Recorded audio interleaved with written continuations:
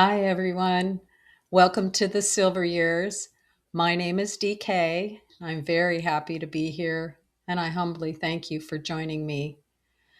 Today is a new segment of My Story Time. My Story Time is where I tell my story, unscripted and unedited, as a way to counter the ever changing official narrative of history, his story, because no one, not even AI, can tell my life story as a direct reflection of the times in which I lived better than me. And this is where I'm telling it. Now, the story that wants to be told today is coming in from around 1976, and it begins in Santa Ana, California, when I was a new mother left to care for my elderly grandmother, my father's mother, after my father and stepmother had abandoned her with a medical condition. I was very young. I was a new mother with a baby daughter, my first child. And I had a grandmother who this was my father's mother. He always considered her more of a hillbilly. She was not highly educated. She had a lot of the country wisdom, but she was raised in rural Texas and had lived for many, many decades with my grandfather in San Jacinto, California. She had a cute little home with some property, and she farmed and she did things, took care of her home and family. And this was the life that she had. And when my grandfather died, the only children they had left was my father, who was the youngest in the family, and his brother, an older brother, who wasn't living in the state at the time. So my father was left to handle my grandmother in moving her out of the house in San Jacinto. Why they chose to move her out, I don't know. I wasn't part of all of that. But what my father did, now, mind you, my father did not, uh, he didn't like his mother, and it showed. He treated her with disdain and considered her basically an idiot, and which couldn't be further from the truth. She had a beautiful heart and was a lovely woman. She just didn't hold the standards that he felt should prevail. So anyway, he moved her out of this house in San Jacinto and put her in a mobile home in the middle of Santa Ana. So we took her from everything she knew and put her in a place she knew nothing or nobody. Now, my grandfather handled everything. She didn't know how to drive. She couldn't even write a check. I had to teach her how to pay her bills because she didn't know how to do that. And she was probably in her early 70s, early mid 70s at the time. So my father had gotten a job up in Northern California. No, actually, it was in Oregon. So my father was going to leave the state. So he basically intended to put her in this place in the middle of Santa Ana and move to Oregon for this job, he and my stepmother. Um, and he's just going to leave her there. I happened to be living in Huntington Beach at the time, and I had a car that I shared with my first husband. So I didn't have the car all the time.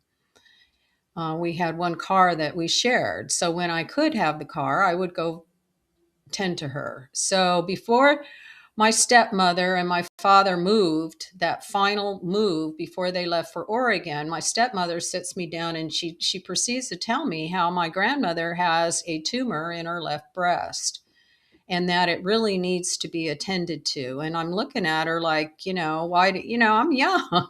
It's like, I didn't know. Why have you not handled this? I mean, you've known about this for how long? And she's like, well, she doesn't want to go to the doctor.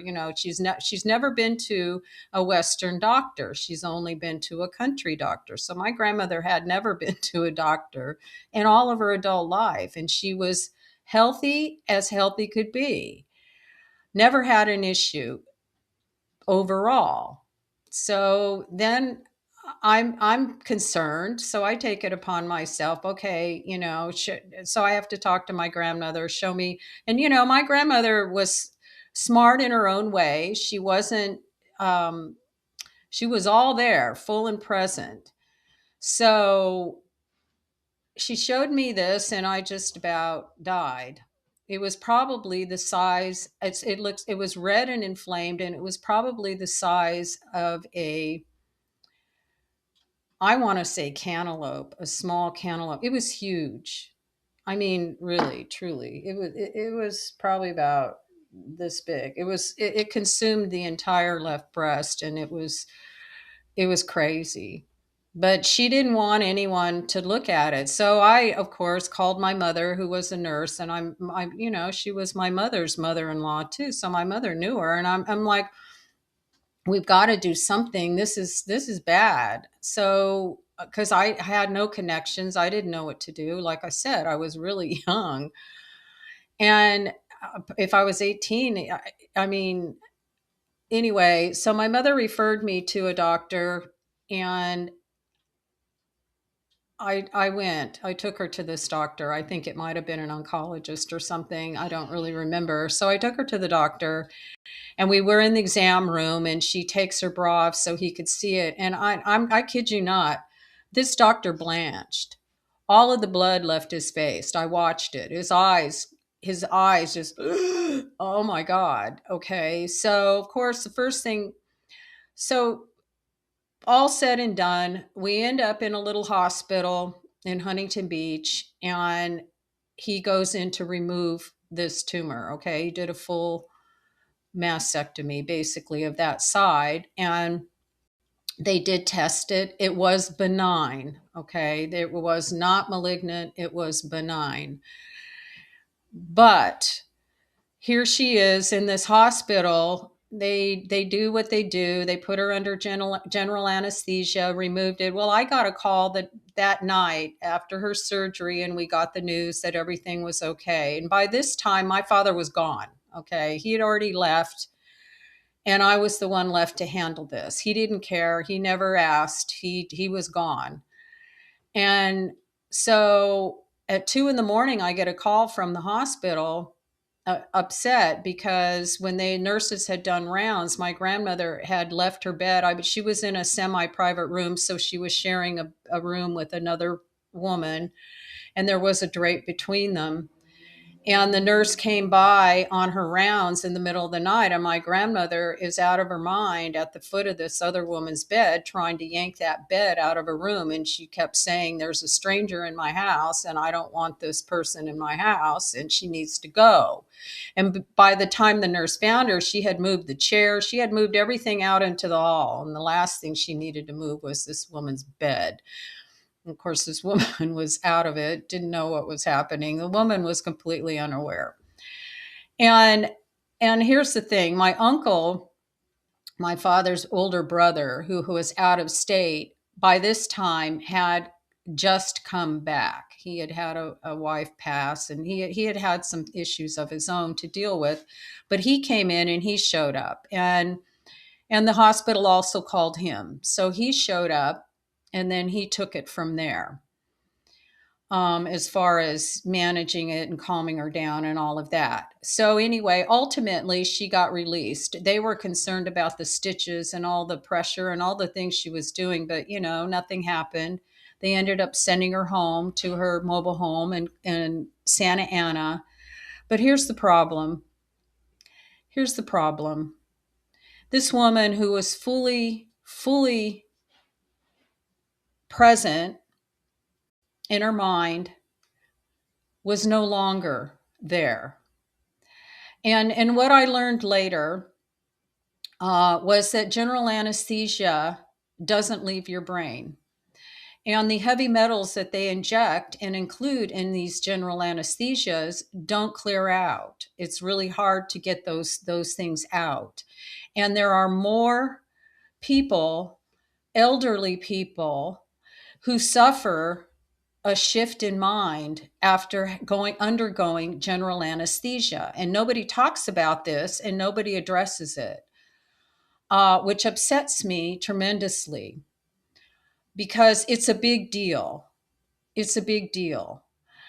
My beautiful grandmother never came back from that.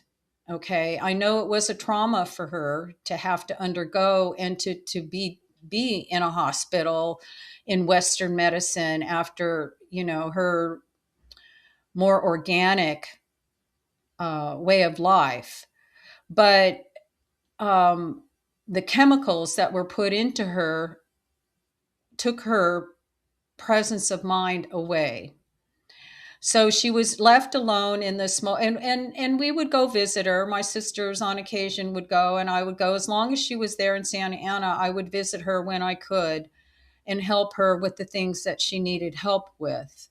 But the whole responsibility of her treatment and everything thereafter was left to me. My father dumped it on me. In fact, well, he didn't do anything. My stepmother did. My father never said a word about it. He didn't care. But at least my stepmother did. And then I was left to tend to it. So ultimately, what happened is my uncle moved her from Santa Ana. He came back to California and he ended up living in Hemet, which was real close to San Jacinto. And he put her mobile home in a park real very close to him, and he tended to her for the rest of her days. The thing was, I didn't see her any longer after that. She was no longer present overall. She was able to live alone for a little while until she almost burned her home down because she left the frying pan on or something, and then they had to move her. And anyway, her other son, the son who did care for her, he took good care of her until her end of days. But for 10 years she lived because her body was so healthy, but her mind was gone. And it was a clear delineator, pre-surgery, post-surgery. And in my estimation, it was tied to, it was the anesthesia. And like I said, years later in my research, I've learned that this is a serious issue. And for me, anything, and I tell anyone at a certain point that do not go with general anesthesia. If you can bypass it, then that's what you need to do. And if you do have to have it, then heavy metal detoxing is really important for your uh, for your brain, for your brain, for your ability to function coherently and lucidly. I mean, I don't know. It upsets me. It at some level it upset me how she was abandoned. She was really abandoned, and on the and then she left. Her mind, her mind left, and it was a sad thing. After that, like I said, I did not see her again, and then she died, and that and I'm glad that she had one son around her who loved her, and that was a good thing. Okay, so this is the story of Grandma King, my grandmother, and her experience with the city doctor. In conclusion, and for whatever it's worth, this is my little protest against his story. This is me telling my story my way. For the record, it's my story and I'm sticking to it. I would love to hear your stories as well. Please feel free to share your stories in the comments. Until next time, be well, choose love, and thank you. Thank you for listening. Goodbye for now.